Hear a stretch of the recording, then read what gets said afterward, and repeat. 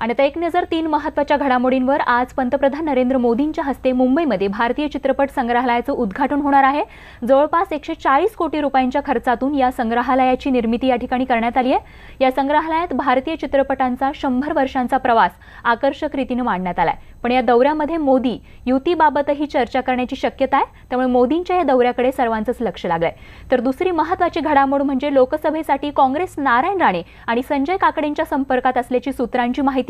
त्यामुळे राणेंसाठी ज्येष्ठ काँग्रेस नेता मध्यस्थी करणार असल्याची देखील शक्यता वर्तवली जाते। आणि तिसरी महत्त्वाची बातमी म्हणजे आज कोलकात्यामध्ये ममता यांच्यासह विरोधकांचं शक्ती प्रदर्शन होत आहे। त्यामुळे आज कोलकात्यात ममता बॅनर्जी यांची भव्य रॅली देखील असणार आहे। तर पश्चिम बंगालच्या मुख्यमंत्री आणि तृणमूल काँग्रेसच्या प्रमुख ममता बॅनर्जी यांनी आज भाजप विरोधी राजकीय पक्षांना एकत्र आणण्यासाठी भारतीय एकता सभा आयोजित केली आहे। या सभेसाठी प्रचंड गर्दी झालेली बघायला मिळते।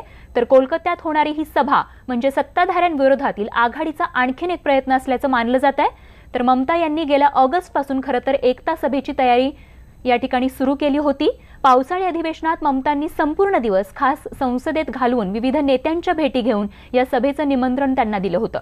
तर ही सभा ममतांच्या राजकीय महत्त्वाकांक्षेचा एक महत्त्वाचा भाग असल्याचं देखील मानलं जात आहे।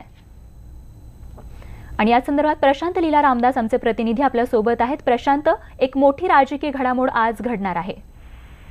बरोबर, एक मोठी राजकीय घडामोड घडत आहे, कारण की देशभरातील भाजप विरोधी सर्व राजकीय पक्षांना ममता बॅनर्जी यांनी एका मंचावर आणलं आहे। महत्वाचं म्हणजे राहुल गांधी यांनी त्यांना पत्र लिहून या रॅलीसाठी शुभेच्छा देखील दिल्या। सोबतच भाजप विरोधी अशा प्रकारच्या आघाडीची का गरज आहे याचंही महत्व ममता बॅनर्जींना सोबत त्यांनी शेअर केलं। आणि सोबतच ज्या पद्धतीनं बीएसपी असो, समाजवादी पार्टी असो, नॅशनल कॉन्फरन्स असो, यासारखी जवळपास 21 राजकीय संघटनांना त्यांनी सोबत आणून एक प्रकारे एक मोठी आघाडी उभी केली आहे भारतीय जनता पक्षाच्या विरोधी। आणि ज्या पद्धतीनं भारतीय जनता पक्षाचं सरकार सुरू आहे त्या सरकारच्या विरोधात त्यांनी रणशिंग फुंकलं आहे। आगामी 2019च्या लोकसभा निवडणुकीसाठी या आघाडीच्या माध्यमातून ते आता त्यांनी ज्या पद्धतीनं आव्हान देखील केलं, त्यांनी दावा देखील केला आहे की भारतीय जनता पक्षाला 125 पेक्षा जास्त जागा मिळणार नाही, त्यापेक्षा प्रादेशिक पक्षांना जास्त जागा मिळेल असाही दावा ममता बॅनर्जी यांनी केला आहे। त्याचमुळे या रॅलीकडे अत्यंत महत्वाचं एक प्रकारची घटना म्हणून बघितलं जात आहे 2019च्या लोकसभा निवडणुकीच्या पार्श्वभूमीवरती। अगदी प्रशांत, आणि भारतीय एकता सभा या ठिकाणी आयोजित करण्यात आली, त्याच अनुषंगाने रॅली देखील या ठिकाणी निघणार आहे। आणि दिवसभरात या पार्श्वभूमीवर कोलकात्यात काय घडामोडी घडतायत त्याची माहिती आपल्याकडून वेळोवेळी घेत राहू। तुर्तास धन्यवाद या माहितीसाठी।